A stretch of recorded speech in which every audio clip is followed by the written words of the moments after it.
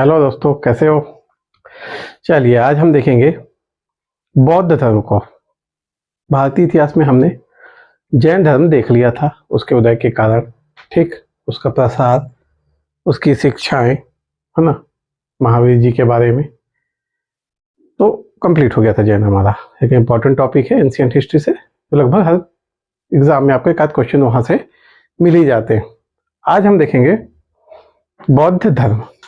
ठीक, देखिए जब हमने दर्शन, जो हम मेरे वीडियो है दर्शन, मैंने आपको बताया था कि लगभग 500-600 ईसा पूर्व लगभग पूरे विश्व में क्या हुआ, एक धार्मिक नवजागरण हुआ, है ना। बौद्ध धर्म, जैन धर्म भी उसी का कारण रहे।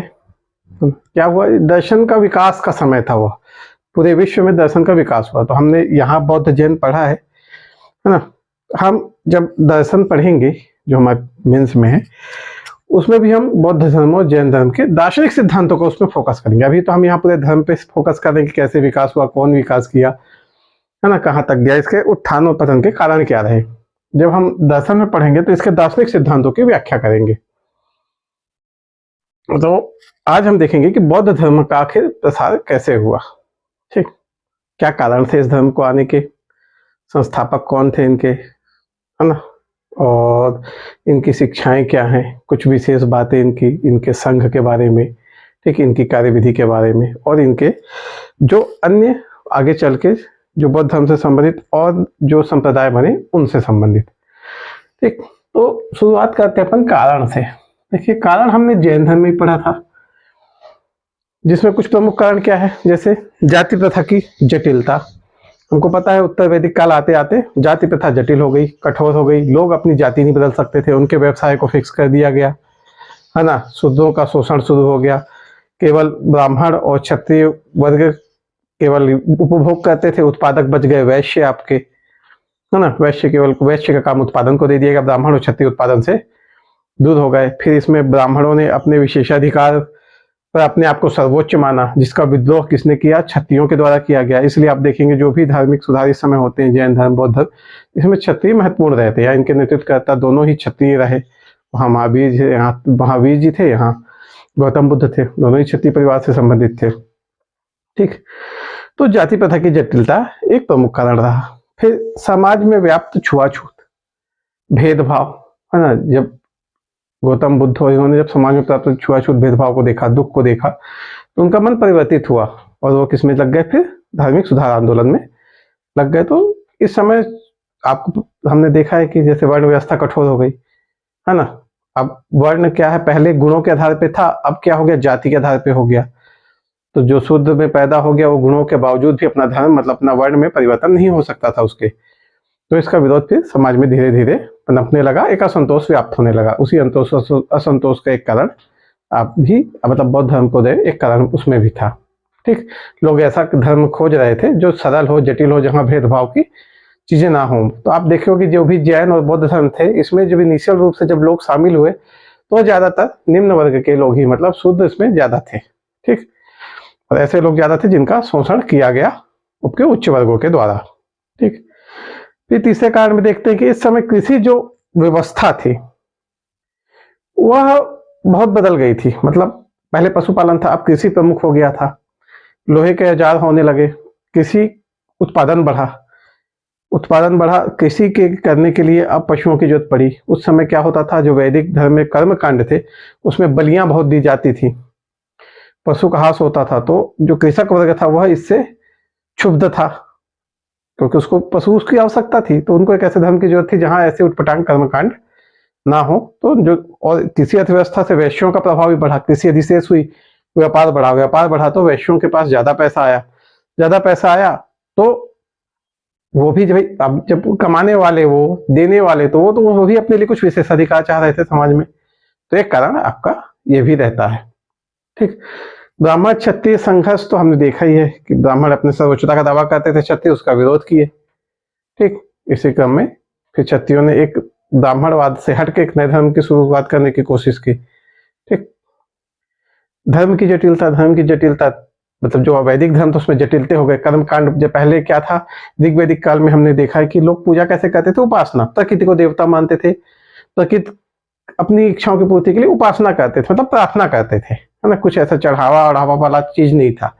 लेकिन उत्तर वैदिक काल में क्या हो गया, इसको ऐसा परिवर्तित किया गया एक समुदाय के द्वारा कि लोग कर्म कांडों में विश्वास हो गया, कर्म कांड करने लगे, मतलब बलि देना है, हवन करना है, ठीक, घी का हवन करो, गाय गाय तो गाय तक की बलि दी जाती थी। ऐसा है कि हमने मतलब इतिहास में पढ़ेंगे तो पता चलेगा ऐसे यज्ञ भी हैं जिसमें गायों तक की बलि दी जाती थी, बहुत अत्यधिक संख्या में बलियों का प्रचार हो गया था उस समय। तो इस टाइप जो धर्म की जटिलता थी, यह भी एक प्रमुख कारण रहा आपका बौद्ध धर्म के प्रसार में। देखिए, कुछ नई चीज तभी आएगी जब पुरानी चीजों में कमी होगी, है ना, और उनकी कमियों का ही जो परिणाम था वो जैन धर्म और बौद्ध धर्म थे। मैं बताया था इस समय करीब 60 ऐसे संप्रदाय चालू हुए थे, है ना, लेकिन जिसमें जो सबसे ज्यादा फेमस रहे वो जैन और बौद्ध ही रहे, जिनका प्रसार हुआ और जो आज तक भी जीवित है ना। दूसरा जो एक और कारण देखते हैं, भाषा। भाषा जो थी इनकी संस्कृत, जो वैदिक धर्म में ब्राह्मण जो यूज करते थे वो संस्कृत कहते थे।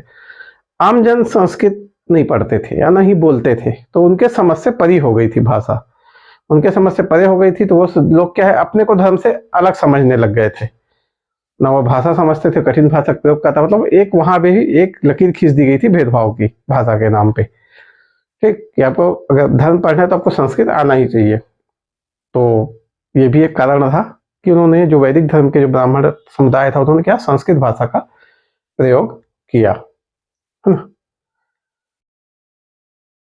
तो एक रीजन ये भी था। एक है राजनीतिक स्थिति, है ना, हमने बताया कि ब्राह्मण क्षत्रिय संघर्ष तो था ही, और फिर सबसे बड़ी बात कि जब इन धर्मों के जो नेतृत्व करता थे वो भी क्षत्रिय थे, और उस समय की जो राजकीय स्थिति थी, राजनीतिक स्थिति थी, उन्होंने इनको सपोर्ट किया, है ना, बौद्धों को भी और जैन को भी। हम बिंबिसार को देखते हैं, बौद्ध सपोर्टक भी था और जैन को भी सपोर्ट किया था उन्होंने, है ना। ऐसे सभी उस समय के जो राजा महाराजा थे उन्होंने इन दोनों धर्मों को सपोर्ट किया काफी, ठीक, जिससे भाई सीधी सी बात है, अब जब आपको शासन का सपोर्ट मिलेगा तो आपकी ग्रोथ होगी अच्छी, है ना, आप पे कोई और दबाव नहीं रहेगा, है ना। फिर है आपका जो व्यक्तित्व जिन्होंने इसका नेतृत्व किया, जैसे महावीर जी, है ना, जिन्होंने जैन धर्म का नेतृत्व किया था, हमारे यहाँ गौतम बुद्ध। तो एक व्यक्तित्व भी का भी प्रभाव बहुत ज्यादा पड़ता है, एक अच्छा नेतृत्व करता थे दोनों, जिन्होंने दोनों धर्म की जो जटिलताएं हैं उसको सरल किया, जो नया धर्म था उसमें चीजों को मतलब भेदभाव से मुक्त किया। तो एक नेतृत्वकर्ता का जो प्रभाव रहता था वो भी पड़ा इसके विकास में। फिर इनका धर्म उदार था, कोई भी शामिल हो सकता था, छुआछूत भेदभाव जैसी समस्याएं यहाँ पे नहीं थी, ठीक। तो लोग क्या है पसंद हुए, और सबसे बड़ी चीज है कि इन्होंने लोक भाषा का प्रयोग किया, लोक भाषा का प्रयोग किया तो लोग क्या जुड़ाव महसूस करने लगे। देखिए बहुत सीधी बात है, कैसे अगर मैं कहीं बाहर जाता हूँ और मेरे को वहां कोई छत्तीसगढ़ी बोलने वाला मिल जाता है ना, तो मैंने भले कभी उसको ना देखा हो, कभी उससे ना मिला हूं, लेकिन उसके मुंह से छत्तीसगढ़ी सुनूंगा तो मेरे अंदर एक भावना जाग ही जाएगी जो उससे लगाव प्रदर्शित करेगी कि नहीं यार ये अपने क्षेत्र का व्यक्ति है, अपना बंदा है ना, भले मैं उसे कभी जानता ही ना हूं उसको, तो भी ये होता है। अक्सर आप बाहर जाओगे वहां कभी किसी छत्तीसगढ़ी बोलने वाले को सुनोगे तो आपको बहुत खुशी होती है अंदर से, अरे हाँ यार, केवल छत्तीसगढ़ी नहीं, जिस भी क्षेत्र में आप रहते हैं उस भाषा क्षेत्र का अगर व्यक्ति आपको किसी दूसरी जगह पे आपको मिलता है तो आपके अंदर एक अलग सा अपनत्व जग जाता है। सेम यहाँ हुआ कि इन्होंने पाली भाषा का प्रयोग किया, मतलब जो लोगों की भाषा थी, तो लोगों का एक अपनत्व रहा, ठीक। तो इतने सारे कारण थे। देखिए ये मेन से लिखने के लिए सारे कारण जरूरी है, लेकिन ये सारे कारण कोई लिखित फिक्स नहीं है कि यही है ना, समझ रहे हैं। आपको मेन से लिखना है तो अपनी भाषा में इन कारणों को अच्छे से लिखना आना चाहिए।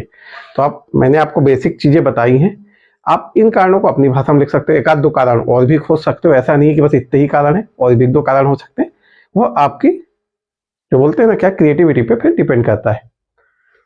चलिए अगला देखते हैं हम, संस्थापक। इसके संस्थापक माने जाते हैं गौतम बुद्ध, है ना, इन्होंने धर्म की संस्थापना की। तो गौतम बुद्ध के कुछ जीवन परिचय को थोड़ा सा देख लेते हैं। बुद्ध का अर्थ होता है प्रकाशमान, ठीक। गौतम बुद्ध का जन्म होता है 563 ईसा पूर्व, जन्म हुआ 563 ईसा पूर्व। कहाँ हुआ? लुम्बिनी, नेपाल। पीपर हवा भी बोलते हैं आजकल कि पीपर हवा जो जगह है वही जगह है ना। इनके जो बचपन का नाम था वह सिद्धार्थ था। क्या नाम था? सिद्धार्थ। देखिए, सिद्धार्थ महावीर जैन के पिताजी का भी नाम था, तो कंफ्यूज नहीं होइएगा थोड़ा सा ना। सिद्धार्थ किनका नाम है? यहाँ पे गौतम बुद्ध जी का नाम है सिद्धार्थ। पिता थे इनके शुद्धोधन।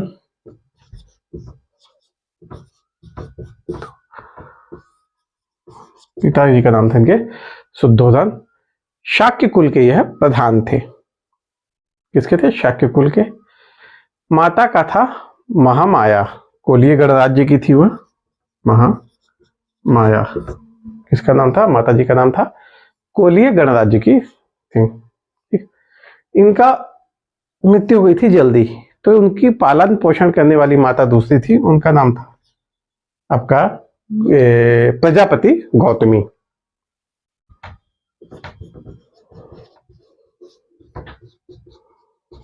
ठीक, पालन पोषण प्रजापति गौतमी ने किया। इनके पुत्र का नाम था राहुल। ठीक, घोड़े का नाम था कंथक। पुत्र था राहुल, घोड़ा था कंथक, और जो सारथी था वह था चाण। चाण था सारथी। ठीक, महापरिनिर्वाण 483 ईसा पूर्व में हुआ इन्हें। 483 ईसा पूर्व में महापरिनिर्वाण हुआ कुशीनगर में। कुशीनगर। देखिए, बुद्ध और जैन में एक अंतर यह है कि बुद्ध लोगों का मानना यह था बौद्ध धर्म का कि बौद्ध धर्म में दो कॉन्सेप्ट है, निर्माण निर्वाण और महापरिनिर्वाण। निर्वाण व्यक्ति को जीवित रहते ही प्राप्त हो जाता है। निर्वाण का अर्थ हो गया ज्ञान। ज्ञान व्यक्ति को जीवित रहते ही प्राप्त हो जाता है, और महापरिनिर्वाण के लिए मृत्यु आवश्यक है। ठीक, जब आप जन्म और मृत्यु के जो क्रम है उससे छूट जाते हो। लेकिन जैन धर्म में सिर्फ एक कॉन्सेप्ट है निर्वाण का, और वह केवल मृत्यु के बाद ही प्राप्त होता है। ठीक, तो इसको देखना थोड़ा सा। ठीक, इनकी पत्नी थी यशोधरा। पत्नी का नाम ध्यान रखिएगा, यशोधरा। यशोधरा को अन्य नामों से भी जाना जाता है, गोपा, बिंबा इत्यादि। ठीक, भद्रकच्छा, ऐसे गोपा, बिंबा। इनकी पत्नी का नाम क्या नाम है? यशोधरा। इनके दूसरे नाम भी ध्यान रखिएगा, गोपा, बिंबा इत्यादि। ठीक, देखिए, कहा जाता है कि ना गौतम बुद्ध को उनके पिताजी ना बाहर निकलने नहीं देते थे छोटे थे, ताकि इनको किसी भी प्रकार के दुख का पता मत चले, है ना। तो इनको ना कई वर्षों तक ना ये केवल महल में ही रहे, बाहर कदम रखने नहीं दिया गया, है ना। वो ज्यादातर महल में ही रहते थे। मतलब उनको, उनके पिताजी ने ऐसा किया था कि उनको किसी भी प्रकार के कष्ट या दुख की अनुभूति ही ना हो। तो मतलब ये समझ लीजिए कि एक अच्छी खासी उम्र तक इनको दुख क्या है पता ही नहीं था। फिर ये एक दिन अपने साथी के साथ जा रहे थे, तब रास्ते में वो जाते जाते कुछ दृश्य देखते हैं। इन 4 दृश्यों ने उनकी जिंदगी बदल दी। तो इन 4 दृश्यों को थोड़ा सा याद रखिएगा। पहले वो वृद्ध व्यक्ति को देखते हैं। ठीक, उसको देखते हैं, वो काफी उदास था, है ना, दुखी था। तो अपने साथी से पूछते हैं ये कौन है? तो बताते हैं वृद्ध व्यक्ति। बोले ये उदास है, इसको दुख है बहुत, जीवन खत्म हो रहा है, नाना प्रकार की समस्याएं, इसलिए दुखी है। बुद्ध फिर चलते हैं थोड़ा आगे, फिर वो एक बीमार व्यक्ति को देखते हैं। तो फिर पूछते हैं इसको क्या हुआ? तो बताते हैं इसको बीमारी हो गई, रोग हो गया है, इसके शरीर में अब कष्ट है, इस वजह से ये दुखी इसलिए रो रहा है। आगे देखता है एक जगह एक शव पड़ा रहता है। तो बुद्ध पूछते हैं इसको क्या हुआ? पता है ये मृत्यु हो गई। तो सब आसपास लोग शोकाकुल हैं। तो बुद्ध से पूछते हैं कि क्या मैं भी मर जाऊंगा? तो उसे बोला कि हाँ, आप भी मर जाओगे। ठीक, इस दुनिया में जो भी आते हैं उसको मिलना ही है, कष्ट को भोगना ही है। आप भी वृद्ध होगे, आपको भी बीमारी हो सकती है। इन सब सोचते सोचते जब आगे जाए तो एक सन्यासी को देखे। सन्यासी को देखे तो उसे मोह माया का कुछ लेना देना नहीं था, तो वो प्रसन्न मुद्रा में था। उससे पूछे तो बताइए ये सन्यासी है? तो बोले इसका तो ऐसा लग नहीं रहा कि कुछ है, फिर भी ये प्रसन्न है। तो बताए हाँ सन्यासी है, क्योंकि मोह माया से दूर हो चुका है। तो यह जो क्रम था, यह बुद्ध का क्या हुआ? जीवन परिवर्तन का क्रम हो गया। यहाँ से अब फिर वह सोचने लगे कि सन्यासी के पास ऐसा क्या था कि वह एकदम प्रसन्न था, जबकि संसार में बाकी चीज तुम्हें को दुख दिखी, मैं भी मर जाऊंगा। तो ऐसी सब समस्याओं को सोचने किया तो उनके माइंड में परिवर्तन आना शुरू हुआ। ठीक, तो फिर वह 29 वर्ष की उम्र में ग्रह त्याग देते हैं और सत्य की खोज में निकल जाते हैं कि आखिर सत्य है क्या, लोग प्रसन्न कैसे रहे, है ना। 29 वर्ष में गृह त्याग कर देते हैं। ठीक, इस गृह त्याग की घटना को महाभी निष्क्रमण कहा गया है। क्या कहेगा? महाभी निष्क्रमण। अब जब ये घर छोड़ के निकलते हैं, अच्छा बिना किसी को बताए चुपचाप निकल जाते हैं, रात को उठते हैं ना, मतलब दिमाग में इतना व्यथा था कि अरे यार इतना कष्ट है, इतना समाज में कष्ट है, मेरे को भी एक दिन कष्ट हो, ये सब सोचते सोचते वो निकल लिए। सर्वप्रथम यह जो जाते हैं वो एक अनुपीय नाम का आम्र उद्यान था, वहां पे रुकते हैं। कहां पे? अनुपीय एक आम्र उद्यान है, वहां पे रुकते हैं। वैशाली के पास इनकी मुलाकात आचार्य अलार कलाम से होती है। आचार्य अलार कलाम भी एक संप्रदाय के प्रवर्तक थे, तो आचार्य अलार कलाम से होती है। उनको प्रारंभिक उनकी बातें सुनते हैं तो उनको थोड़े से उनमें मतलब ऐसा लगता है कि हाँ इनकी बातें ज्ञानी व्यक्ति हैं, तो उनके प्रारंभिक गुरु रहते हैं आचार्य अलार कलाम। फिर ये करीब वैशाली के आसपास इनसे मुलाकात होती है। राजगिरी के पास यह धर्मचक्र रुद्रक रामपुत्र से मिलते हैं। ठीक, ये भी इनके प्रारंभिक गुरु थे, तो इन दोनों का नाम ध्यान रखिएगा। वैशाली के पास मिलते हैं आचार्य अलार कलाम से, राजगिरी के पास मिलते हैं धर्मचक्र पुत्रक रुद्रक रामपुत्र, धर्माचार्य रुद्रक रामपुत्र से। ठीक, इसके बाद फिर चले जाते हैं आगे।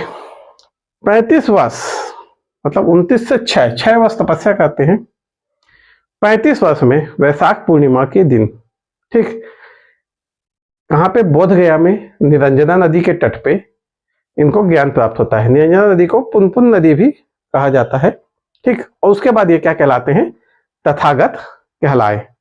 ठीक, क्या कहलाए ये? फिर तथागत कहलाए, जब इनको ज्ञान प्राप्त हुआ। ज्ञान प्राप्त हुआ फिर ये निकले, लोगों को उपदेश देते गए। इनका जो सर्वप्रथम उपदेश था वह कहाँ दिया गया? सारनाथ में दिया गया।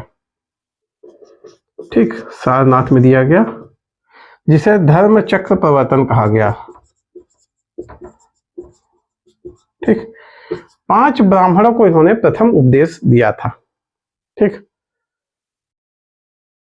जो सर्वप्रथम बौद्ध अनुयायी बने थे वह थे तपस्सु और भल्लिक, दोनों शूद्र थे। ठीक, तपस्सु और भल्लिक, मैं बताया ना आपको, जो देखिए जो समाज के द्वारा ज्यादा पीड़ित था उसके लिए एक नया धर्म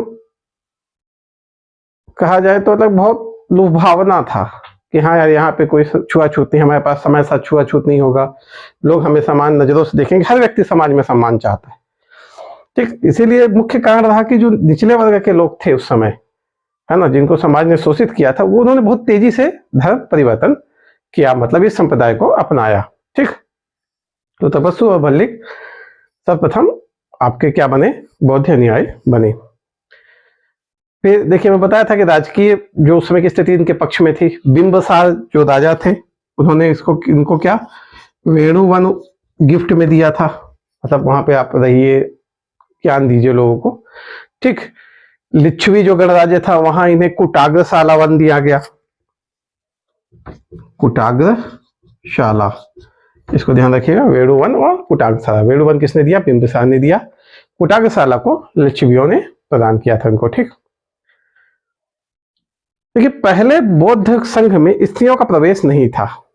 ठीक, बुद्ध के एक बहुत प्रिय शिष्य हैं, उनका नाम है आनंद। ठीक, ये आनंद के कहने पे इन्होंने संघ में स्त्रियों को प्रवेश देना शुरू किया। ठीक, तो जो सबसे पहली स्त्री प्रवेश हुई वह इनकी थी, जो माता थी प्रजापति गोपनी, प्रजापति गौतमी। ठीक, कहाँ पे? वैशाली में सबसे पहले प्रवेश हुआ, जगह का है स्थान वैशाली। ठीक, बुद्ध ने इनको बोला भी कि अगर हम स्त्रियों को प्रवेश ना देते तो यह धर्म 1000 साल चलता है, लेकिन अगर हमने स्त्रियों को प्रवेश दे दिया तो यह धर्म 500 साल चलेगा, फिर खत्म हो जाएगा। ठीक, इसका रीजन हम देखेंगे जब पतन पढ़ेंगे तो क्या हुआ ऐसा ना। अच्छा, और ध्यान रखिए कि श्रावस्ती में अंगुलीमाल की कहानी सुने होंगे आपने। इनको बुद्ध ने अपना शिष्य बना लिया था।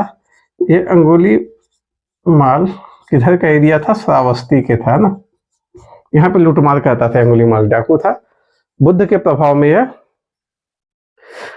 शिष्य बन गया बुद्ध का। 20वें वर्ष में बनाया बुद्ध ने इसे शिष्य। ठीक। बुद्ध ने अपने जीवन काल में सर्वाधिक उपदेश कहाँ दिए हैं? श्रावस्ती में। ठीक, ध्यान रखिएगा, श्रावस्ती में। ये सब सिंगल लाइनर क्वेश्चन है, पूछते हैं, पूछ भी चुके हैं। ध्यान रखिएगा, सबसे ज्यादा उपदेश कहाँ दिया? श्रावस्ती में दिया गया बुद्ध के द्वारा। बुद्ध अंतिम दिनों में जो बुद्ध का अंतिम उपदेश है वह सुभद्र को दिया गया। ध्यान रखिएगा, अंतिम उपदेश है जो सुभद्र को दिया गया। ठीक। जो बुद्ध थे वो एक बार चुंद करके उनके शिष्य उनके यहाँ गए थे और वहां एक सुकर मददेव नामक भोज्य पदार्थ खाए थे, जिससे वो अतिसार से पीड़ित हो गए थे। फिर कुशीनारा में उनकी मृत्यु हो गई थी 483 ईसा पूर्व में। इस घटना को क्या कहा गया? महापरिनिर्वाण। ठीक। 483 ईस्वी में उनकी मृत्यु हो गई। ठीक, ईसा पूर्व में। इसे कहा क्या कहा गया? महापरिनिर्वाण। जगह है कुशीनगर। चुंद के यहाँ इन्होंने भोजन खाया था सुकर मददेव करके, फिर वो अतिसार से पीड़ित हो गए और फिर उनकी मृत्यु हो गई। तो यह पूरी है आपका बौद्ध धर्म के मतलब बुद्ध से संबंधित कुछ जरूरी जानकारियां। चलिए आगे देखते हैं।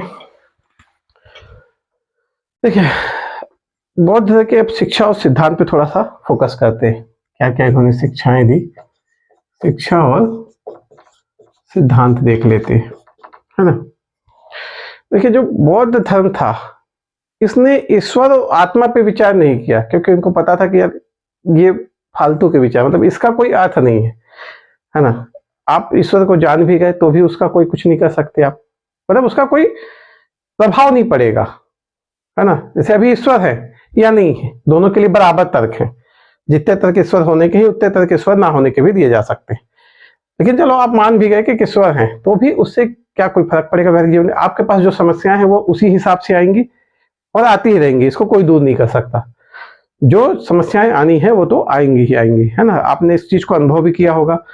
कुछ लोग बहुत पूजा पाठ करते हैं, है ना, तो भी उनके पास समस्याएं रहती हैं। कुछ लोग नहीं करते तो भी उनके पास समस्या रहती है। और जब समस्याएं आती हैं तो उसके साथ सोल्यूशन भी आता है और एक निश्चित समय बाद वो समस्याएं खत्म भी हो जाती हैं, है ना। बस केवल एक चीज रहती है कि आपकी मानसिक स्थिति कैसी है। अगर आपने उस समस्या को पॉजिटिव रूप में लग लिया तो दुनिया फिर आपको कहेगी यार इसका इतनी सारी समस्या फिर भी कितना खुश रहता है, बहुत पॉजिटिव बंदा है। और आपने समस्याओं को निगेटिव रूप में लेने लगा तो दुनिया बोलेगी कुछ भी आता है तो रोते ही रहता है, कोई भी हो कुछ भी हो तो ये रोते रहेगा। तो ये सिर्फ आपको समस्याओं को कैसे ग्रहण कर रहे हो, है ना, उस पर असर, मतलब उसका असर है, वो दिखेगा कैसा हो रहा है असर आप पे। समझ रहे होगे मैं क्या बोलना चाह रहा हूँ कि समस्याओं को परिवर्तित नहीं किया जा सकता, वो तो आती ही रहेंगी। समस्याओं को लेना कैसे, फर्क यहाँ पे, है ना। अगर आप समस्याओं को झेलना सीख गए तो आप फिर हर समय खुश रहोगे, आपको उदास नहीं कर सकता कोई। और अगर आप समस्याओं को लेना नहीं सीख पाए, उनसे संघर्ष करना नहीं सीख पाए, तो फिर क्या आप हर समय उदास ही रहोगे। तो शिक्षा और सिद्धांत भी देखते हैं। तो पहले तो बुद्ध व्यवहारिक सुधार थे। इन्होंने जो सामान्य दैनिक समस्याएं थी उनके पर ज्यादा फोकस किया, उसको कैसे दूर किया जाए, है ना। सांसारिक समस्याओं पे ज्यादा फोकस किया। आत्मा और परमात्मा के विवादों में यह नहीं पड़े शुरू में, है ना। वेदों की प्रामाणिकता को इन्होंने स्वीकार कर दिया कि वेद अपौरुषीय बोला जाता था, तो बोल दिया ऐसा कुछ नहीं है, इंसानों के द्वारा ही लिखा गया है। ठीक, तो इसकी प्रामाणिकता उतनी ही मतलब शंका में है जितने कि इंसान के द्वारा लिखे गए वचन शंका में रहते हैं। भाई अब कोई कुछ लिखता है, अगर मैं बुक लिखूंगा, है ना, तो उसमें सिर्फ मेरे विचार रहेंगे, है ना। मैं पूरे विश्व के विचार या दूसरे लोगों के क्या विचार हैं उसको समाहित नहीं कर सकता, और करूंगा भी तो बहुत छोटे लेवल पे कर पाऊंगा, है ना। सबको तब भी मैं समाहित नहीं कर पाऊंगा। यही इसी कारण बुद्ध और जो जैन थे उन्होंने क्या, दोनों ने ही वेदों की जो प्रामाणिकता उसको स्वीकार किया कि वेद में ऐसा लिखा है, इसका प्रमाण क्या है। मतलब कहीं वेद में अगर कुछ ऐसा लिख दिया गया कि आप जैसे इस किसी की पूजा करो तो ऐसा हो जाएगा, तो उनका कहना था ये तो किसी इंसान ने लिख दिया, हो सकता है उसके साथ ऐसी घटना हुई हो कि उसने कुछ किया हो, अचानक उसका काम हो ही गया हो बाई संयोग, तो उसको ऐसा लगा इस वजह से हुआ हो, पर ऐसा नहीं भी हो सकता। हाँ, ये चीज तो हम लोग भी अपने जीवन में अनुभव करते हैं कि हर बार हमारी पूजा का परिणाम हमें नहीं मिलता है कि नहीं, सही है कि नहीं। अब हर बार हम भगवान से कुछ मांगे, जरूरी नहीं कि हर बार पूरा हो, कई बार नहीं पूरा हो, कई बार नहीं, तो हम एक संयोग भी कह सकते हैं, यार पूरा हुआ, कोइंसिडेंस था, हो गया, नहीं हुआ नहीं हुआ। तो इसमें किसी को फोकस, मतलब वेद जो है, मतलब जो अपौरुषेय हैं, लोग बोलते थे वेदों की रचना देवों ने की, तो उसको उन्होंने मना किया कि नहीं, ऐसा नहीं है। ठीक, बुद्ध ने दुखों का कारण इच्छा को बताया, बोला कि जो मानवों की इच्छाएं हैं वही दुखों का कारण है। बहुत सही बात है। अगर हम इस पे विचार करें तो भाई, अगर हम देखते हैं कि ऐसे देखें कि यार चलो मेरे पास तो गर्लफ्रेंड नहीं है, सामने वाले के पास गर्लफ्रेंड है, तो हम उसको देख के दुखी है यार उसके पास गर्लफ्रेंड है।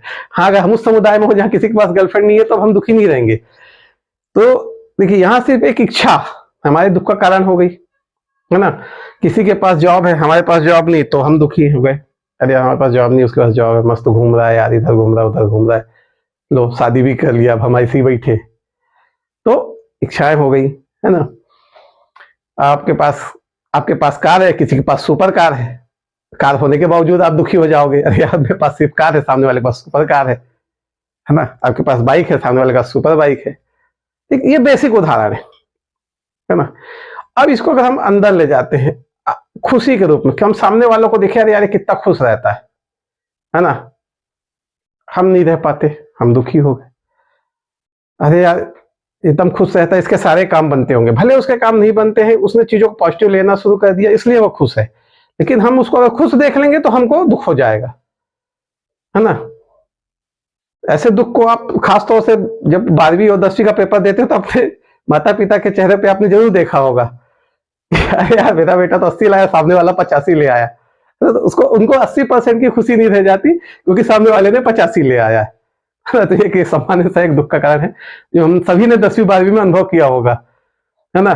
खासतौर से हमारे पड़ोसी में कोई कुछ कर जाए, उसके बाद फिर देखिए, उसके बाद तो फिर घर में रहना ऐसा मुश्किल हो जाता है कि अरे यार पता नहीं कहाँ फंस गया, ऐसा लगता है। तो ये सब क्या है, दुख के कारण है। इस सब का कारण क्या है, इच्छाएं, है ना। तो इन्होंने बाद में बताया भी कि अगर आप इच्छाओं को कर लिए, इसलिए इन्होंने बाद में मध्यम मार्ग का एक सुझाव देते हैं, जिसे हम अष्टांगिक मार्ग के रूप में देखते भी हैं। तो उन्होंने सुझाव दिया कि इच्छाओं को अगर आपने कंट्रोल कर लिया, ठीक, तो मतलब उन्होंने बताया कि इच्छाओं का कंट्रोल किया, दुख काफी कंट्रोल हो जाएंगे। एक कार्य कारण का सिद्धांत दिया कि बिना कार्य के कारण नहीं हो सकता, मतलब दुख का कारण इच्छा है, मतलब बिना इच्छा के दुख नहीं होगा। अगर आप इच्छा को रोक लिए तो फिर दुख को भी रोक लोगे। इस सिद्धांत को इनको क्या कहा जाता है, प्रतित्य समुत्पाद। ठीक, प्रतित्य समुत्पाद, इसे बोलते हैं कार्य कारण सिद्धांत। मतलब कारण के पीछे कार्य का होना अनिवार्य है, अगर आप कार्य को रोक सकते हो तो कारण रुक जाएगा। जैसे हमारे दुख का कारण इच्छा है, अगर मैंने इच्छा को रोक लिया तो दुख भी खत्म हो जाएगा। देखो, बौद्ध धर्म में 3 रत्न होते हैं, बौद्ध धर्म के भी 3 रत्न है, लेकिन ध्यान रखिएगा अगर क्वेश्चन में पूछता है 3 रत्न तो आपको जैन धर्म के ही टिक लगाना है। बौद्ध धर्म के 3 रत्न बौद्ध धर्म के अंदर है, ठीक, इसलिए इसको जैन से कंपेयर मत कीजिएगा कि यहाँ भी 3 रत्न दिया है वहां पे भी, वैसा नहीं है ना, वो 3 रत्न अलग है, ठीक, उनके दर्शन में आते हैं वो 3 रत्न। ये बौद्ध धर्म के 3 सिद्धांत को बौद्ध धर्म के 3 रत्न बोला गया है। बुद्ध, धम्म और संघ। संघ संगठन हो गया, धम्म उनके प्रचार, और स्वयं बुद्ध एक। ठीक, बौद्ध धर्म ने, जो बुद्ध ने, उन्होंने 4 आर्य सत्यों को बताया, मतलब कि 4 ऐसे सत्य बताए जो पृथ्वी में विद्यमान है और सत्य है, उनको काटा नहीं जा सकता। 4 आर्य सत्य, देखिए क्या क्या है 4 आर्य सत्य। पहला है दुख, मतलब दुख है, पृथ्वी में दुख तो है, सब मानते हैं इस बात को, ठीक। दुख, समुदाय, जो समुदाय हैं, जो लोग हैं वह भी दुखी हैं, ठीक, दुख है, दुख समुदाय भी है। दुख का निरोध भी होता है, ऐसा नहीं है कि दुख है तो उसका निरोध नहीं किया जा सकता, दुख का निरोध किया जा सकता है। फिर है आपका अगला, दुख निरोध प्रति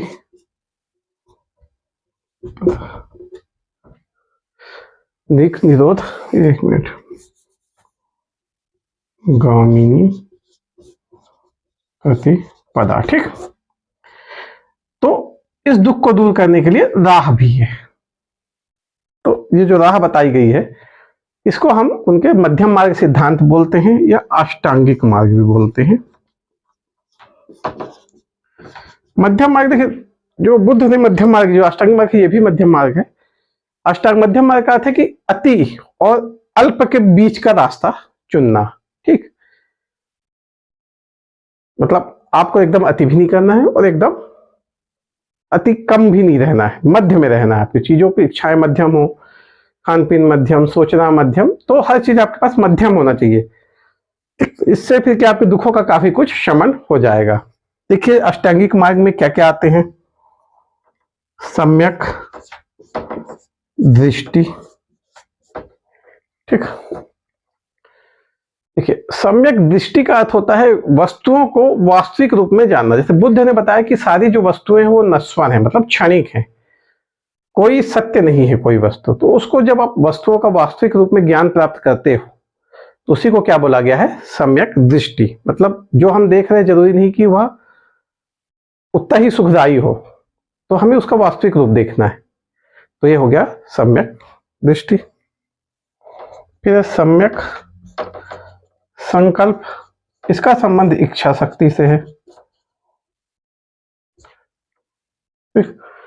सम्यक संकल्प का संबंध इच्छा शक्ति से। सम्यक वाक, फिर तीसरा आता है सम्यक वाक।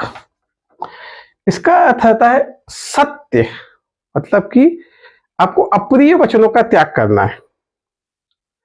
आपको सत्य बोलना है लेकिन वह प्रिय भी होना चाहिए। बहुत कठिन बात है, सत्य सामान्यतः प्रिय नहीं होता। इनका कहना है सत्य बोलो या फिर प्रिय हो। तो बुद्ध ने कई बार ऐसी जगह पे सिर्फ जवाब नहीं दिया है, मुस्कुरा दिए। ठीक, तो मतलब अप्रिय नहीं बोलना है आपको, अब सत्य बोलो, प्रिय वचन बोलो, झूठ नहीं बोलना है।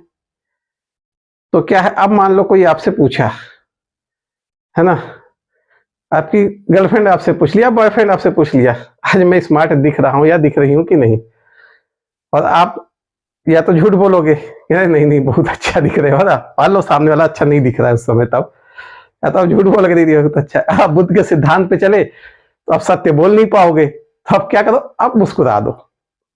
ठीक, मुस्कुरा दिए, सामने वाला समझ जाएगा। ठीक, तो सम्यक वाक, आपको अप्रिय वचनों का त्याग करना है। फिर है सम्यक कर्मांत। सम्यक कर्मांत का अर्थ है कि अपने कर्मों में सद्गुणों को लाना, है ना, सत्कर्म करना, यह है आपका सम्यक कर्मांत। फिर है सम्यक अजीव। सम्यक अजीव मतलब होता है आपको जो आजीविका कमाना है वो सदाचार युक्त कर्मों से कमाना है। मतलब किसी को छीन के, है ना, डाका डाल के, चोरी करके, लूटपाट करके नहीं, सदाचार तरीके से आपको अपनी आजीविका कमानी चाहिए। सम्यक व्यायाम। देखिए यहाँ जो व्यायाम कहा गया है, यह व्यायाम शारीरिक व्यायाम से संबंधित नहीं है, यह व्यायाम है मानसिक व्यायाम से। इस व्यायाम का अर्थ है कि आपके दिमाग में कई सारे बुरे विचार हैं और अच्छे विचार भी हैं। तो आपको क्या करना है, बुरे विचारों को मन से निकालना है, अच्छे विचारों को मन में रखना है और नए अच्छे विचारों को मन में आने देना है, बुरे विचारों को मन में आने से रोकना है। और इसका रोज व्यायाम करना है, मतलब रोज इसका अभ्यास करना है। इसी को बोला गया है आपका सम्यक व्यायाम, ताकि आपके मन में सिर्फ अच्छे विचार रहे। आपके मन में अच्छे विचार रहेंगे तो आप पॉजिटिव रहोगे। पॉजिटिव रहने वाले व्यक्ति को आप दुखी तो नहीं देख सकते, वो दुखी होता ही नहीं है। ठीक, उसको पता है कि समस्या है तो समाधान भी होगा और निकल आएगा। तो ये जो व्यायाम है इसका संबंध कहीं ना कहीं पॉजिटिवनेस से है। ठीक, फिर सम्यक स्मृति। जो हमने यहाँ देखा था सम्यक दृष्टि की, वास्तविक वस्तुओं को, हमको वस्तु की वास्तविकता पहचाननी चाहिए। बुद्ध ने सभी वस्तुओं को यहाँ पे क्षणिक बताया है, जितनी भी वस्तुएं, मतलब किसी का भी अस्तित्व नित्य नहीं है, कोई वस्तु सब समाप्त हो जाएगी। तो हमको वस्तु पता होनी चाहिए, हमको उसके लिए मन में माया या लालच नहीं होनी चाहिए, क्योंकि हमको ये पता होगा कि यार ये तो क्षणिक है, अभी है, खत्म हो जाएगी, तो हमें लालच भी नहीं आएगा। इसी को सम्यक स्मृति में क्या क्या कि इस याददाश्त को बनाए रखना ही सम्यक स्मृति है। जो सम्यक दृष्टि का जो याददाश्त है, इसको बनाए रखना, इसको भूलना नहीं है, आपके सम्यक स्मृति है। जब आप ये सारे काम कर लोगे तो आप पहुंच जाओगे समाधि में। समाधि। ठीक, सम्यक समाधि क्या है? एकाग्रता। आप स्व आनंद की स्थिति में पहुंच जाओगे, फिर आपको कष्ट नहीं होगा। ठीक, अगर आप वाकई इन सब चीजों को थोड़ा थोड़ा भी अपनाओ तो आप देखोगे आपके दुखों से, जैसे मैंने अभी एग्जाम्पल बताया कार, है ना, आप अगर एक बार मन में आ जाए कार है, चलो कुछ दूर ज्यादा घूम लूंगा, अगर नहीं भी घूमा तो जिंदगी तो है ही मेरे पास, जिंदगी तो मैं जी रहा हूं, उतने ही मजे से जी रहा हूं, है ना। अंत में मृत्यु तो है ही, वो कार वाला भी मरेगा, मैं भी मरूंगा, मरेंगे तो लेके कुछ नहीं जाएंगे दोनों। तब फिर उसके पास सुपर कार होने का या कार होने का आपको दुख उतना नहीं होगा। सोच के देखिएगा इस बारे को, है ना। जब आप कहीं बैठे हो और किसी के पास आपसे कुछ चीज ज्यादा हो, और आपको ये पता चल गया है कि यार ये तो क्षणिक है ना, अभी है, 4 दिन का सुख है। आपको पता, जब आप कार पहली बार खरीदे थे तो पहले दिन जिस मजे से उसको चलाए थे, 1 हफ्ते बाद वो मजा आपका खत्म हो गया था। अब आपको शायद उस कार को छूना भी थोड़ा सा बोरियत लगाता होगा, और खासतौर से अगर आप सिटी में रहते हो तो आपको लगता है कार से अच्छा है कि मैं स्कूटी में चला जाऊं, है ना, और उससे भी अच्छा है कि मैं किसी आपका पब्लिक ट्रांसपोर्ट यूज कर लूं, आराम से बैठो आराम से जाओ, है कि नहीं। इस चीज को सोचिएगा, है ना। जब तक चीज आपके पास नहीं थी तब तक आपके लिए बहुत इच्छाएं थी, उसके अंदर आई, आपकी इच्छा खत्म हुई। आपकी इच्छा क्या थी? क्षणिक थी। जब आप इस बात को जानोगे मेरी इच्छा तो क्षणिक है, वो आएगी और खत्म हो जाएगी, तो इस इतने समय के लिए क्यों उसको, उसके लिए जबरदस्ती परेशान हुआ जाए या दुख को फील किया जाए। हम क्या करें, आप जब इस चीज को समझोगे तो आपको वहीं से जो दुख होने वाला था वो वहीं खत्म हो जाएगा। नहीं यार, कोई फर्क नहीं पड़ता। इस चीज को लागू करके देखिएगा 1-2 बार आपके पास, बहुत बढ़िया चीज है। और ज्यादा नहीं तो आप काफी कुछ, जो छोटी छोटी चीजों को लेकर आदमी टेंशन ले लेता है ना, उसमें काफी रिलैक्स हो जाएगा, है ना, काफी शांति मिलेगी मन को कि हाँ यार ठीक है, चलो हमको कर्म करना है, जो कर्म दिया है ना, सदा सद्गुण युक्त कर्म करना, अच्छे कर्म करना है, एक अच्छा इंसान बनना है। ठीक, अजीव सदाचार से अजीव कमाना, ये नहीं कि हमको कहा चाहिए तो हम डकैती मार ले, हमको सदाचार से कर्म करना, जितना हो गया आएगा, है ना, नहीं भी आया हमारी जिंदगी उतनी ही चलेगी जितनी चलने वाली है ना, हम उसी आनंद से रह सकते। ठीक, तो इस चीजों को, ये थे इनके आपके अष्टांगिक मार्ग, है ना। 1-2 मार्ग अपना के देखिए, हो सकता है मजा आए।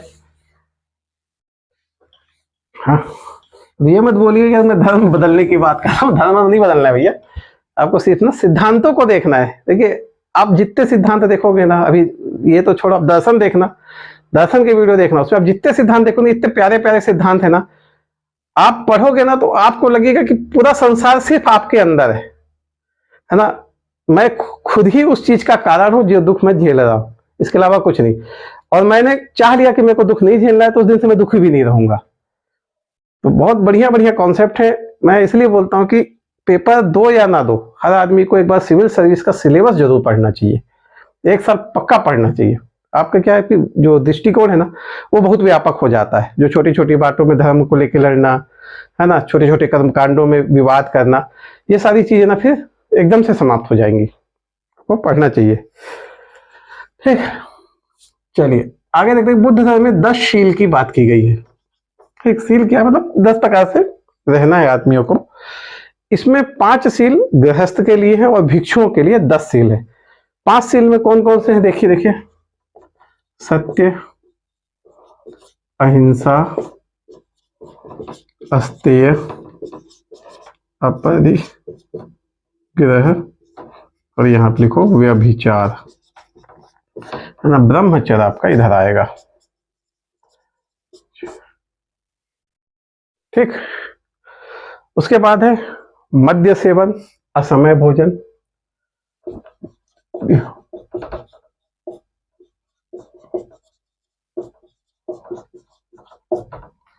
मद्य सेवन, असमय भोजन, सुखपद बिस्तर पे सोना,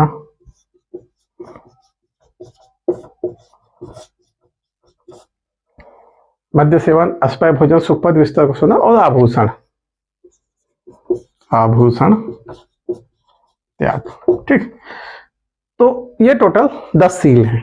इसमें से 5 जो हैं वह सामान्य जन के लिए हैं। ऐसे लोग मतलब जो भिक्षु या संत नहीं बन सकते, कम से कम 5 को अपनाना चाहिए, उनको ऐसा मानना था जो इस धर्म को मानते हैं।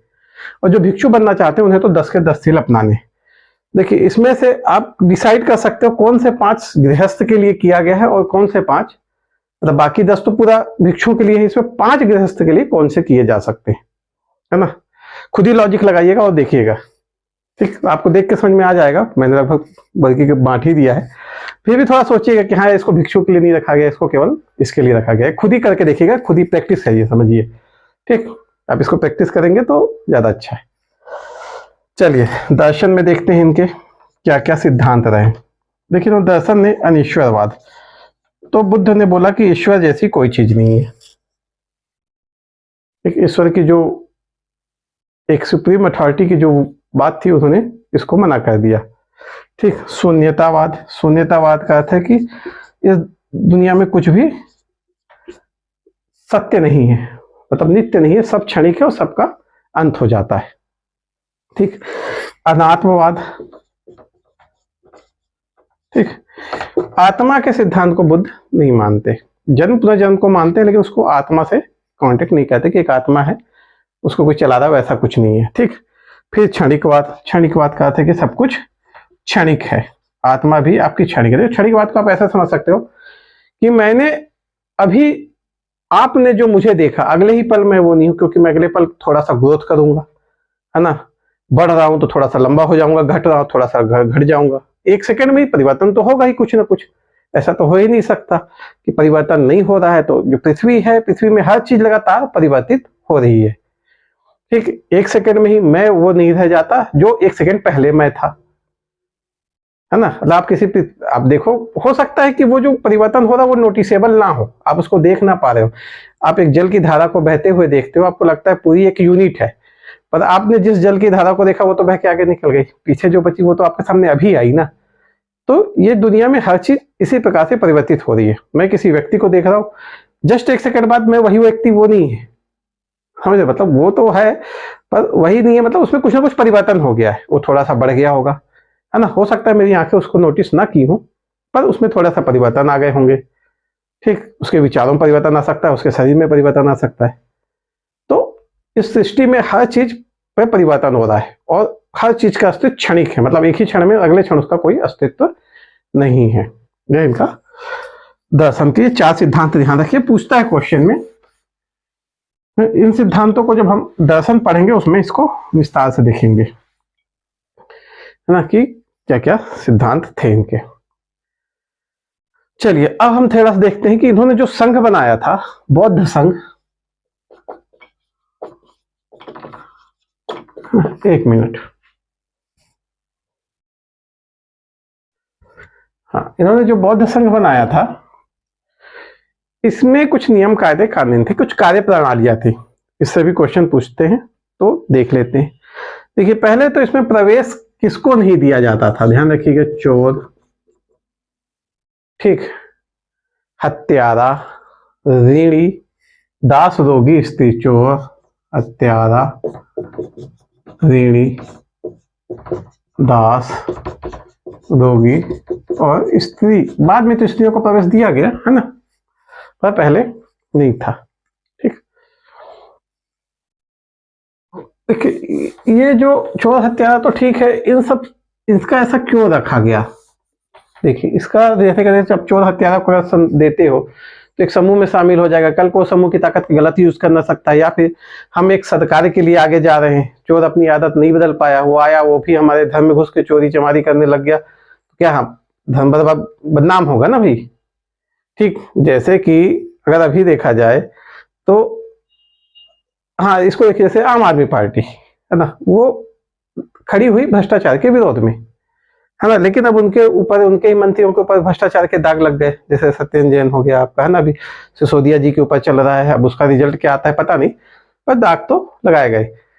तो उसमें क्या है कि जो छवि है उनकी, जो स्टार्टिंग छवि थी वो कहीं ना कहीं धूमिल हुई, है ना। अब वो राजनीतिक द्वेष की वजह से धूमिल की गई कि नहीं की गई वो तो बात की बात है, पर धूमिल तो हुई, लोगों के मन में एक विचार तो आया, यार ये भ्रष्टाचार के नाम पे इन्होंने पार्टी पकड़ी, चुनाव हम लोग ने वोट दिया और अब कंडीशन ऐसी है कि फिर ये भी उसी में शामिल हो गए। तो इसलिए इन्होंने ये चोर हत्यारा इस चीजों को थोड़ा सा अवॉइड किया, है ना। रोगी, भाई अब रोगी को संघ में शामिल करोगे तो वो काम करने की जगह उसकी सेवा करना पड़ेगा, वह संघ में, और अब देखिए उस समय ऐसा डॉक्टरी था नहीं, संक्रामक रोग हुआ तो पूरे संघ के सदस्य ही बीमार हो जाएंगे, है ना। आपने किसी दास को रख लिया तो क्या होगा, जो उसका मालिक है वो आके हल्ला करेगा संघ में। लेकिन उसमें गुलामी प्रथा चलती थी, है ना, जिसने जो दास खरीद लिया वो उसका दास हो जाता था। तो इस चीज का ना कई जगह आलोचना भी हुई है बुद्ध की, ये आपने दास को स्वीकार नहीं किया, इस तरह से क्या समाज में गुलाम बनाने की जो प्रथा थी उसको बल मिला, आपने भी नहीं स्वीकार किया, उनको गुलामी से आजादी का कोई रास्ता नहीं मिला। तो इन चीज को लेकर ना उनकी थोड़ी आलोचना भी हुई थी। हमको ध्यान रखना है, इन लोगों को नहीं बुलाया गया। ठीक, देखिए जगह संघ में कोई सदस्य जाता था, है ना, एंट्री करना है, तो उस प्रक्रिया को कहलाते थे उपसंपदा। ठीक, संघ में प्रवेश लेने की प्रक्रिया उपसंपदा। पहले उसे क्या कह रहे थे, उस व्यक्ति को पहले श्रमण कहा जाता था। 10 वर्ष तक अगर वह संघ के नियमों और बौद्ध धर्म के नियमों के अनुकूल चलता था तो 10 वर्ष बाद उसे क्या कहा जाता था, भिक्षु। 10 वर्ष बाद उसे भिक्षु की पदवी दी जाती थी। ठीक, यहां पे जो बैठकें होती थी संघ में, उसके लिए कोरम भी निर्धारित था। यहां का कोरम था 20। ठीक, कितना कोरम था, 20 कोरम था।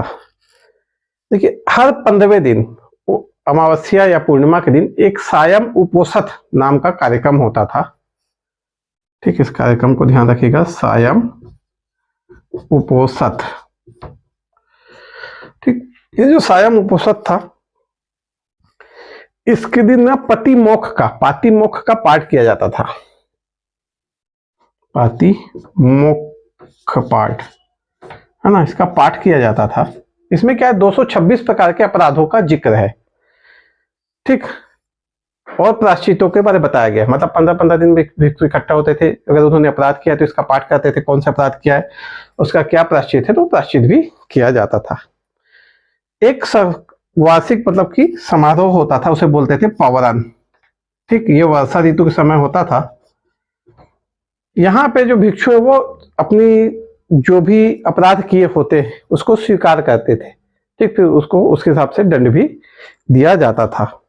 ठीक, गृहस्थ लोगों को यहाँ पे उपासक कहा गया है। ठीक, उनको उपासक की कैटेगरी में रखा जाता था, जो गृहस्थ थे पर बुद्ध धर्म को मानते थे। ठीक, ये संघ से संबंधित कुछ आपके वो हो गए। चलिए देखिए, इसके बाद हमको पता है बुद्ध का जब वहां पर निर्माण हुआ तो उन्हें स्तूपों बनाए गए, उनकी चिन्ह के लिए, निशानी के लिए स्तूप बनाए गए। देखिए स्तूप का मतलब होता है किसी वस्तु का ढेर। ठीक, इसका प्रयोग पुराने ग्रंथों में भी एक बार राख के ढेर के लिए किया गया है। ठीक, ये स्तूप हमने देखा है सांची में है, कई जगह है ना, भरभूत सांची ऐसा। स्तूपों में कई प्रकार हैं, जो प्रमुख प्रकार उसको देख लेते हैं। शारीरिक, ठीक, शारीरिक स्तूप में क्या होता था कि जो बौद्ध के अंग जो हैं, है ना, जो शरीर के अवशेष बचे उनको रखे गए। ठीक, फिर पारिभोगिक, इन स्तूपों में वैसे पदार्थ रखे गए हैं जो जिसका प्रयोग बौद्ध ने अपने जीवन में किया, जैसे चटाई हो गया, इस टाइप की चीजें। ठीक, फिर उद्देशिका, है ना, उद्देशिका स्तूप, इसमें ना जो विशेष उद्देश्य के लिए रखे गए, कुछ विशेष शिक्षाएं संबंधित, ऐसे संबंधित उद्देश्य बने। ठीक, फिर एक है आपके पूजार्थक, ये इनका उद्देश्य था खाली पूजा के लिए। तो 4 प्रकार के स्तूप हैं, शारीरिक, पारिभोगिक, उद्देशिका और पूजार्थक। देखिए बुद्ध की जो प्रथम मूर्ति बनी वह माना जाता है मथुरा कला में बनी। ठीक, अब हम थोड़ा सा उनके स्थापत्य में देख रहे हैं ना, बुद्ध की जो प्रथम मूर्ति बनी है वह मथुरा कला में बनी है। लेकिन बोलते हैं बुद्ध की जो सर्वाधिक मूर्तियां बनी है वह गंधार कला में बनी है। दोनों को ध्यान रखिएगा, प्रथम मूर्ति मथुरा कला में बनी, सर्वाधिक गंधार में बनी। ठीक, ऐसा भी कहा जाता है कि जो पहली मानव प्रतिमा मूर्ति जो पूजा की गई वह बुद्ध की ही थी। किनकी थी? बुद्ध की ही थी, जो पहली मानव प्रतिमा पूजा की गई है। ठीक, चलिए अब थोड़ा सा बुद्ध की 4 संगीतियों को, बौद्ध संगीतियां देखते हैं कि क्या क्या हुआ बुद्ध के जाने के बाद ये सम्मेलन टाइप की चीजें हुई, जहाँ बैठ के जो विद्वान लोग थे वो विचार करते थे बौद्ध धर्म को कैसे करना है, क्या करना है, आगे बढ़ाना है, कैसे करना है, क्या करना है ना, इससे संबंधित सब विचार होते थे। तो इसमें देखिए पहली संगीति होती है, पहली, दूसरी, तीसरी, चौथी, 4 संगीतियां हुई टोटल। ठीक, 483, 383, 250 और फर्स्ट एडी, ये सब बीसी है ना। तो याद करना आसान है। 483 में बुद्ध का महापरिनिर्वाण हुआ, पहली संगीति हुई, 100 साल बाद दूसरी और लगभग 100 साल बाद 250 में तीसरी, फिर फर्स्ट एडी के आसपास चौथी। पहली जो संगीति हुई उसकी लोकेशन देखिए, राजगृह में सप्तपर्णी गुफा में। ठीक, राजगृह की सप्तपर्णी गुफा में हुई पहली। दूसरी जो संगीति होती है वह होती है आपकी वैशाली में।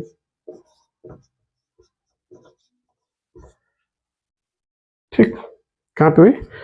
वैशाली में। तीसरी पाटलिपुत्र में। तीसरी संगीति कहां पे हुई? पाटलिपुत्र में। और जो चौथी हुई है वह आपका कुंडग्राम या कुंडल वन में। ठीक, कुंडग्राम भी बोलते हैं, कुंडल वन भी बोला जाता है। तो इन 4 संगीतियों को आपको लोकेशन याद होनी चाहिए। ये प्री के लिए बहुत इंपॉर्टेंट क्वेश्चन है। मेंस में तो पूरा क्वेश्चन ही पूछ सकता है कि आप 4 संगीतियों के बारे में, बुद्ध की जो 4 संगीतियां हैं बौद्ध धर्म की, उसको थोड़ा सा बताइए। देखिए ये हुई आपकी अजात शत्रु के काल में, ये हुई है कालाशोक के काल में। ठीक, ये हुई आपके अशोक के काल में और ये हुई है आपका कनिष्क के काल में। ठीक, तो इतनी जगह ये चीजें हुई हैं। ये राजा थे उस समय, उस संबंधित क्षेत्र के जहां पे संगीतियां हो रही हैं। ठीक, इन संगीतियों के अध्यक्ष थे, यहाँ पे था महाकश्यप, यहाँ पे था सबकामी या शुभ कामी, यहाँ पे है आपका मोगली पुत्र तिस, और यहाँ पे है आपका महाकश्यप, सबकामी, मोगली पुत्तिश हो गए, और कनिष्क में हो गया आपका वासुमित्र। वासुमित्र, यहाँ एक अश्वघोष का नाम भी आता है, वो भी काफी प्रसिद्ध बौद्ध भिक्षु था, है ना। लेकिन आपको ध्यान रखना है कि वासुमित्र ही यहाँ का अध्यक्ष था। ठीक, देखिए यहाँ पे जो चीजें हुई हैं, कार्यक्रम क्या हुआ, देखिए यहाँ सुत्त पिटक और विनय पिटक की रचना हुई। ठीक, आनंद ने की सुत्त पिटक की रचना, विनय पिटक की रचना उपाली ने की। देखिए सुत्त पिटक में बौद्ध धर्म की शिक्षाओं का सार है और विनय पिटक में बौद्ध धर्म के आचार नियम है।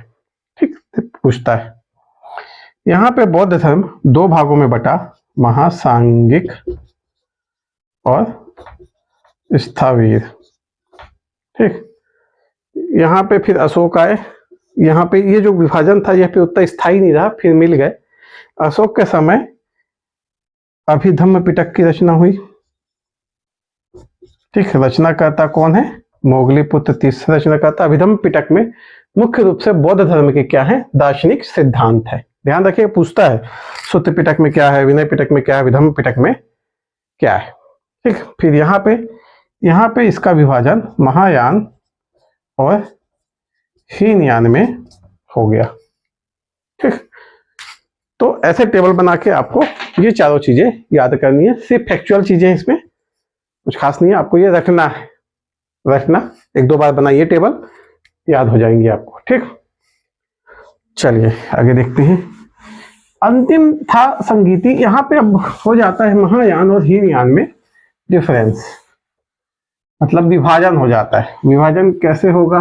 विभाजन का एक ही कारण है कि 2 भाई प्रभावशाली लोग रहे होंगे वहां पे, एक इसमें कुछ परिवर्तन लाना चाह रहा होगा, एक कोई परिवर्तन नहीं लाना चाह रहा होगा, और अंततः दोनों में क्या हो गया, विवाद हो गया। तो इसके पक्षधर अलग, इसके पक्षधर अलग, हीनयान और महायान।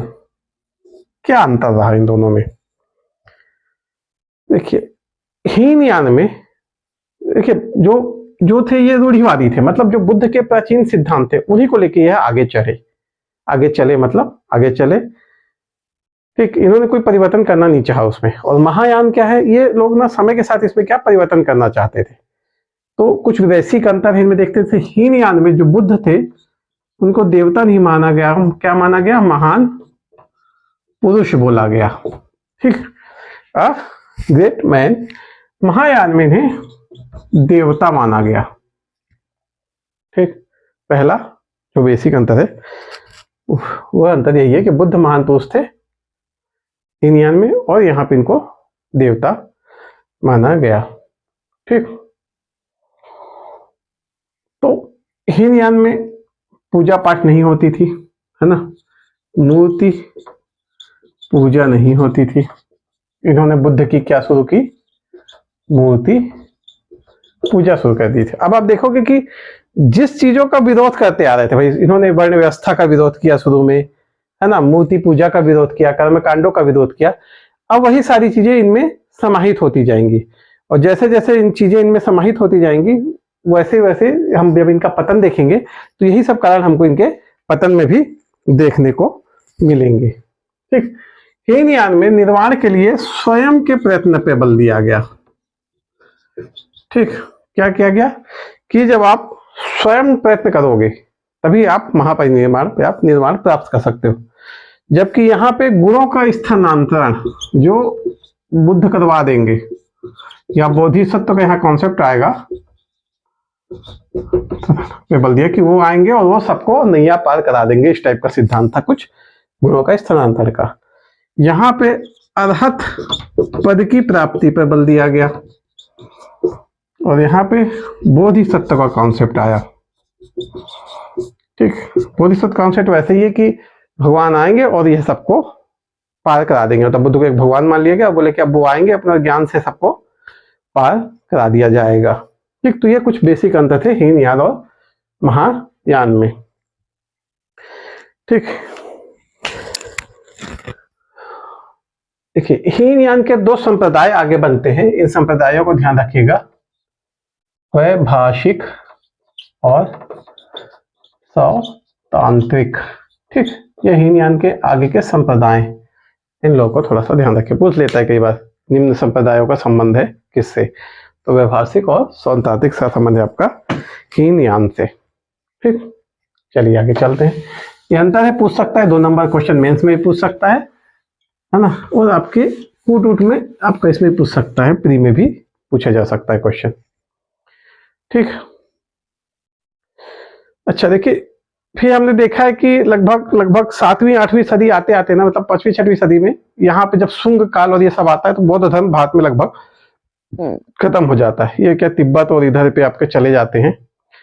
7वीं 8वीं शताब्दी में हमें पश्चिम बंगाल में एक वज्रयान संप्रदाय का उल्लेख मिलता है। ठीक, इसका संबंध बौद्ध धर्म से, ध्यान रखिएगा, वज्रयान 7वीं 8वीं शताब्दी का है। पश्चिम बंगाल का जो एरिया है, तिब्बत उब्बत पश्चिम बंगाल और इधर का जो एरिया है वहां पे ये हमको दिखाई देता है वज्रयान संप्रदाय। ठीक, कि यहाँ पे बुद्ध को अलौकिक शक्तियों का स्वामी कहा गया है, अलौकिक शक्तियों का स्वामी कहा गया है बुद्ध को। एक तारा नाम की देवी का भी पूजा की गई जिसको बुद्ध की पत्नी माना गया है। ठीक, तो इसको थोड़ा सा ध्यान रखिएगा। इसका जो हमको जानकारी मिलता है वो मंजू श्री मूल कल्प नामक एक किताब है, उसमें मिलता है, मंजू श्री मूल कल्प, इस बुक में हमको इसकी जानकारी मिलती है। बस आपको इसके बारे में इतना ही ध्यान रखना है। ठीक, इसके अंतर्गत ही आगे चल के काल चक्रयान भी आता है ना, ये भी इसी का विकास था। ये लगभग आता है 10वीं सदी में। ये सबका संबंध बौद्ध धर्म से, पूछ सकता है तो ध्यान रखिएगा, सदी ध्यान रखिएगा, पूछ सकता है आपका वज्रयान का टाइम कब है, काल चक्रयान का टाइम कब है। तो काल चक्रयान आता है लगभग 10वीं सदी के आसपास आता है। ठीक, यहाँ पे काल चक्र को सर्वोच्च माना गया है। काल चक्र को क्या माना गया है? सर्वोच्च शक्ति माना गया, सर्वोच्च देवता माना गया है। देखिए अब काफी ज्यादा परिवर्तन आ गए, है ना। अच्छा, यहाँ पे ध्यान रखिएगा, जो वज्रयान है इन्होंने तंत्र मंत्र पंचमाक्षर पे बहुत बल दिया। ठीक, तंत्र मंत्र पे बल देते थे। यह आपका मतलब कि काम में पड़े रहते थे, काम प्रवृत्तियां हावी हो गई थी, शराब खाना, शराब सेवन, मांस सेवन, ये सब में इन्होंने बल दिया। तंत्र मंत्र पे विशेष बल दिया था। 10वीं सदी में कालचक्र आ गया। कालचक्र का जो विशेष प्रसार हुआ, ध्यान रखिएगा, तिब्बत और चीन में इसका विकास हुआ। ठीक, 10वीं सदी में जिसे कालचक्र को सर्वोच्च माना गया, इसका जो मुख्य रूप से विकास होता है वह जाके होता है तिब्बत और चीन में। ठीक, तो ये कुछ इसके संप्रदाय हैं, संबंधित बौद्ध धर्म से, इसको ध्यान रखना है। चलिए अब इसका थोड़ा सा महत्व तो देखते हैं बौद्ध धर्म की, कि हमारे धार्मिक, राजनीतिक, आर्थिक जीवन में इसका क्या महत्व पड़ा। देखिए, धार्मिक से चालू करते हैं। धार्मिक जीवन में हमारे क्या महत्व पड़ा? देखिए, धार्मिक जीवन का इसका क्या महत्व था? धार्मिक जीवन का महत्व यह था कि जो कठोरता थी उसमें कमी आई। धार्मिक कठोरता में बहुत, जब ब्राह्मणों ने देखा कि यार एक धर्म इतना उदार है और इसके कारण हमारे धर्म के जो अनुयायी हैं अब उधर शिफ्ट हो रहे हैं, तो धार्मिक जीवन क्या है, कठोरता कम हुई। छुआछूत भेदभाव की भावना में थोड़ा बहुत कमी आई। वर्ण व्यवस्था, जाति प्रथा की जो कठोरता थी उसमें थोड़ी सी शिथिलता आना शुरू हुई। ब्राह्मण धर्म में सुधार भी हुआ इसके कारण। देखिए, कोई धर्म तभी सुधारता है जब उसका कोई प्रतिद्वंदी आ जाए। जब तक कोई प्रतिद्वंदी नहीं, तब तक तो निरंकुश है, जो मन है वो करेगा। प्रतिद्वंदी आ गया, उसको लगा कि उसका प्रभाव कम हो रहा है, तो फिर वह अपने में सुधार लाना शुरू किया। तो इसका प्रभाव एक यह रहा कि हिंदू धर्म में क्या हुआ, सुधार। जो ये ब्राह्मणवादी धर्म था, एक्चुअली उसमें सुधार आना शुरू हुआ। हिंदू तो धर्म तो अलग है, जो ब्राह्मणवादी धर्म था, जो ये कर्म कांड बहुत ज्यादा थे, है ना, जटिलता थी, जो छुआछूत और ये सब चीजें थी, इसमें क्या है, सुधार आना शुरू हुआ। लोग भेदभाव, छुआछूत से थोड़ा दूर हटे और प्राचीन वैदिक पद्धति, प्राचीन वैदिक उपासना वाली पद्धति की ओर ज्यादा आकर्षित हुए, है ना। इन्होंने मूर्ति पूजा का विरोध किया, तो मूर्ति पूजा में जो मूर्ति पूजा के लिए जो कर्मकांड किए जाते थे वो सबसे भी थोड़ा छुटकारा मिला। ठीक, आर्थिक क्षेत्र में क्या, इन्होंने बलि का विरोध किया। ठीक, और इनके जो धर्म में वैश्य, शूद्र, वैश्य, क्षत्रिय और ब्राह्मण सभी को एक समान स्तर दिया गया, तो क्या भेदभाव भी नहीं रहा, है ना। तो साथ में आपका वैश्यों का महत्व बढ़ा इसमें, है ना। आर्थिक शक्ति थे वैश्य उस समय। बल, जो आपकी पशु बलि और ये सब पे निंदा की गई और इनको मतलब कि मना किया गया, तो क्या हुआ, इससे क्या है, जो व्यापार वृद्धि हुई, है ना, ज्यादा पशु बलि होंगे। और इनके जो सिद्धांत थे कि सम्यक, मतलब कि मध्यम मार्ग का जो सिद्धांत था कि आपको बहुत ज्यादा इकट्ठा नहीं करना है ना, अपरिग्रह नहीं करना है, उन्होंने लोगों को क्या है, धन लोलुप होने से भी बचाया, है ना। आर्थिक प्रभाव पड़ा कि जैसे पशु बलियों की निंदा की इन्होंने, पशु बलियां बची। दूसरे धर्म ज्वाइन के लिए लोग पशु बलियों से छुटकारा हुआ लोगों का, तो पशु ज्यादा बचे। कृषि उन्नत हुई तो जो राज्य था वो समृद्ध हुआ। ठीक, लोगों में धन इकट्ठा करने की लालच कम आई, क्योंकि इनके सिद्धांत ऐसे थे कि मध्यम मार्ग चलना है, ज्यादा धन इकट्ठा नहीं करना है। ठीक, राजनीतिक स्थिति में भी जो राजा लोग थे उन्होंने ऐसे धर्म को क्या किया, मतलब कि ब्राह्मणों से वो चल रहा था, उनका क्या चलता था, एक संघर्ष चलता था कि भाई ब्राह्मण अपने आप को सर्वोच्च समझते थे। तो जब ये नए धर्म उदय, तो राजनीतिक रूप से इसको इनको क्या है, सपोर्ट दिया गया ताकि इनका विकास हो। और जो क्षत्रिय थे उनको भी ये पसंद आया कि भाई इसमें इस टाइप का कुछ सिद्धांत नहीं है ना। लेकिन इसके कारण ही एक नए राजनीतिक वर्ग का जो बाद में आएंगे, जैसे शुंग, है ना, इन लोग आते हैं, जो कि इस धर्म को क्या कहते हैं, इस धर्म के विरोध में जो आते हैं।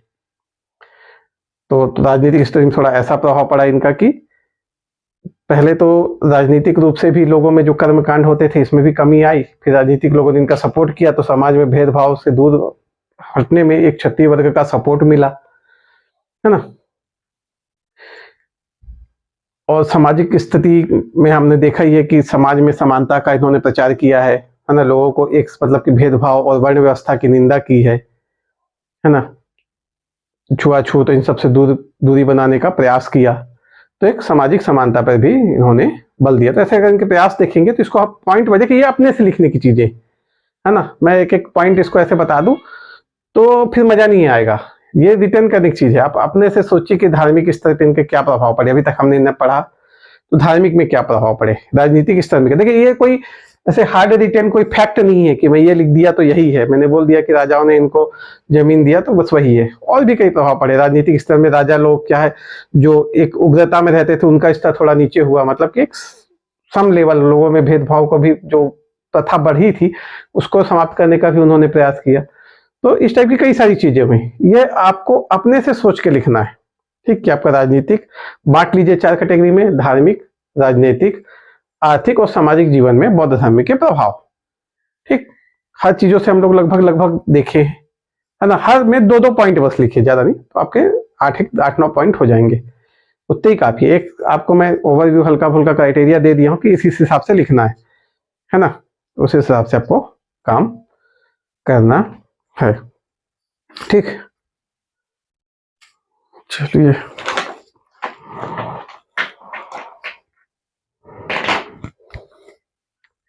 देखिए, भारत में मैंने अभी बताया था कि पहली जो मानव पूजा करने वाली जो मूर्ति बनी वो शायद बुद्ध की ही बनी है ना, जबकि बुद्ध खुद कर्मकांड के विरोधी थे। तो ये उनके पतन के कांडों में चला जाएगा। देखिए पतन के कर्म कांडों को देखते हैं कि आखिर बुद्ध धर्म का फिर पतन क्यों हो गया भारत में। देखिए पहले तो एक ये हुआ कि बाद में ब्राह्मणों ने बुद्ध को अवतार घोषित कर दिया, ठीक, कि कृष्ण के ही अवतार है, ठीक। फिर बुद्ध धर्म में देखिए इसको भी आपको लिखना है, मैं आपको ओवरव्यू दे दे रहा हूं, अपने हिसाब से इसके पॉइंट आप लिखिएगा।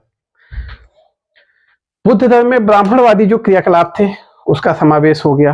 कैसे हो गया, मैंने अभी बताया कि मूर्ति संभवतः जो पहली मानव मूर्ति बनी वो बुद्ध की बनी, तो अब मूर्ति पूजा करने लग गए। बुद्ध ने देवताओं का, ईश्वर का हमेशा विरोध किया और अब बौद्ध धर्म के लोग उन्हें ही ईश्वर बना के पूजने लग गए, है ना। कर्मकांड को शामिल कर लिया गया, ठीक। संघ में अत्यधिक धन जमा होने लगा था, दान मिलता था, हमने देखा कुटाग्रशाला वन मिल गया और वेणु वन मिल गया, काफी दान मिलता। संघ में अत्यधिक धन जमा होने लगा, जिससे क्या है वहां के जो भिक्षु थे वो बाद में धन लोलुप हो गए, ठीक। शिक्षाएं तो थी कि हमें धन जमा नहीं करना है, पर वह स्वयं क्या हो गए, धन लोलुप हो गए। स्त्रियों का प्रवेश हो गया था, तो वहां पे भी काम, मतलब कि इस बार की चीजें, मतलब कि जो नैतिकता से परे चीजें हैं वो वहां भी होने लगी, है ना। लोग काम वासना में लिप्त हो गए, है ना। तो इस प्रकार की चीजें इनके संघों में होने लगी। व्यभिचार के केंद्र बन गए ये बौद्ध संघ उस समय, है ना। बुद्ध के बाद फिर ये बौद्ध संघ क्या हो गए, व्यभिचार के आपके केंद्र बन गए, जिसके कारण क्या है कि फिर भाई सीधी बात है, अब फिर लोग वहां जाना ना पसंद कर देंगे, है ना। तो नैतिक लोग तो एक प्रकार से वहां पे भी अब ये गलत काम सब होने लगे, ठीक। बाद में इन्होंने संस्कृत भाषा को अपना लिया, ठीक। जो शुरू में जहां पे बौद्ध धर्म ने प्रचार के लिए लोक भाषा का प्रयोग किया था, वहीं पे बाद में इन्होंने क्या कर लिया, संस्कृत भाषा को अपना लिया। संस्कृत भाषा को अपना लिया तो फिर क्या हो गया, फिर यह आम जनों से दूर होते चले गए। फिर इन्होंने भी अपने आप को एक अलग स्तर पर ले जाना शुरू कर दिया, तब इनको भी अब लगने लगा कि नहीं यार हम अलग हैं लोगों से, आम लोगों से, और हम लोग तुच्छ ही हैं, ऐसा टाइप की भावना आ गई, ठीक। स्त्री प्रवेश तो हो ही गया था, है ना। और क्या था, हाँ, लास्ट में हमने देखा है कि जब से आपका शुंग आया, मिहिरकुल आए, शशांक, अब जानते हो गौड़ वंश के राजा थे। शुंग के ऊपर है कि इन्होंने 84,000 स्तूपों को तोड़ा है, शुंग वंश का पुष्यमित शुंग, मतलब ब्राह्मणवाद का उदय हुआ फिर से।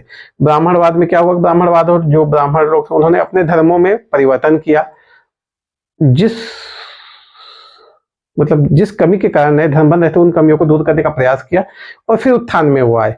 और उस समय राजकीय परिस्थितियां ऐसी चेंज हो गई कि राजा लोग का सपोर्ट मिला, जैसे आपके पुष्यमित्र शुंग हो गए, है ना। मिहिरकुल ने, है ना, मिहिरकुल को बोलते हैं, कई बौद्धों को, बहुत सारे बौद्ध मठों को विनाश किया और कई बौद्धों की हत्या की। शुंग वंश के बारे में जो पुष्यमित्र शुंग, उनके बारे में भी कहा जाता है कि 84,000 स्तूपों को इन्होंने तोड़ दिया था।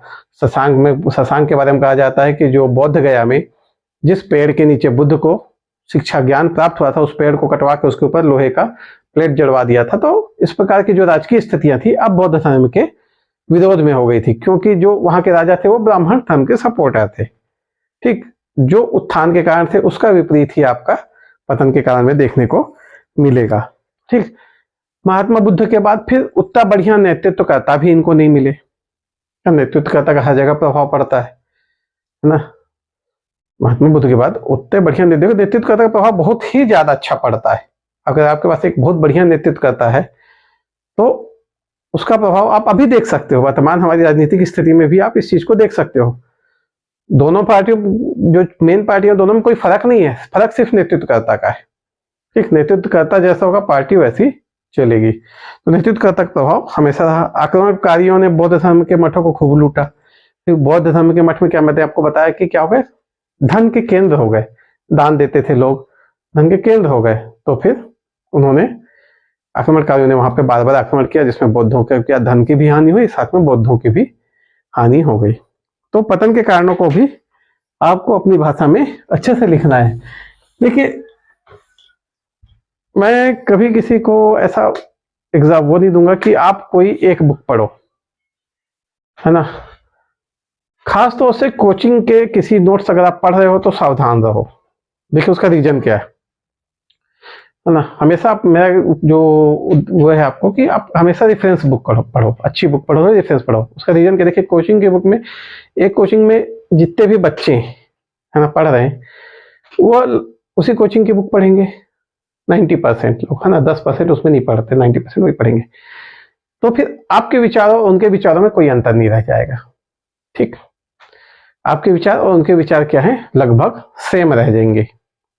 तो फिर आप अपने आप को अलग कैसे करोगे, है ना। और भाई जब मेंस लिखना है तो आपको अपने आप को अलग करना होगा, और उसका तरीका यही कि जब अलग पढ़ोगे तभी आप अलग कर पाओगे। इसलिए कोचिंग की बुक मत पढ़ो, जो लेक्चर होते हैं उनको सुनो और उनके आंसर खुद बनाओ, अपने से आंसर बनाओ। आपके आंसर ओरिजिनल रहेंगे तो आपको नंबर ज्यादा अच्छे मिलेंगे। ठीक, मैंने आपको पतन कारण बताया। अगर आप इसको ऐसे ही ऐसे नोट कर लोगे, कई लोग ये वीडियो देखेंगे, कई लोग ऐसे ही नोट कर लेंगे, फिर आप में और दूसरे में क्या अंतर रह जाएगा। ठीक, तो अंतर बनेगा कि आपने इसको सुना, अब इसके लिए एक बुक पढ़ो और फिर उस बुक से क्या करो, अपने रीजन खुद लिखो। तो उसमें क्या है, आप वही रीजन लिखोगे जो मैंने पढ़ाया, जो दूसरे भी लिखेंगे, लेकिन आप सबसे अलग लिख पाओगे। ठीक है, चलिए आज बौद्ध धर्म यहाँ समाप्त होता है। फिर इतिहास के अगले लेक्चर में हम नए विषय के साथ फिर मिलेंगे आपसे ना। और आपसे एक अनुरोध है कि हमारे प्रयासों को प्रोत्साहन देने के लिए आप हमारे वीडियो को ज़्यादा से ज़्यादा शेयर कीजिए और सब्सक्राइब कीजिए। चलिए, धन्यवाद।